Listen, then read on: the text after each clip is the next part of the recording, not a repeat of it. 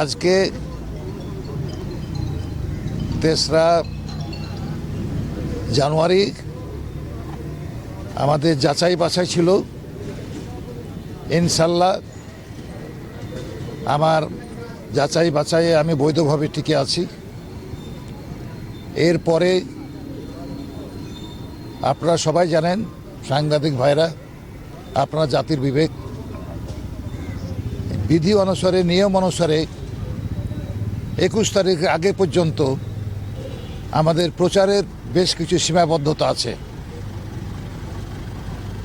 আমাদের সংগঠন নির্বাচনী চাঁপাইনবাবগঞ্জ একে অত্যন্ত শক্তিশালী বাংলাদেশ জাতীয়তাবাদী দল বিএনপির সংগঠন।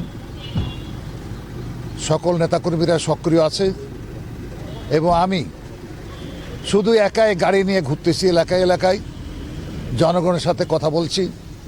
ইনশাল্লাহ আমি আস্থাশীল যে আমরা বিজয়ী হব ইনশাল্লাহ।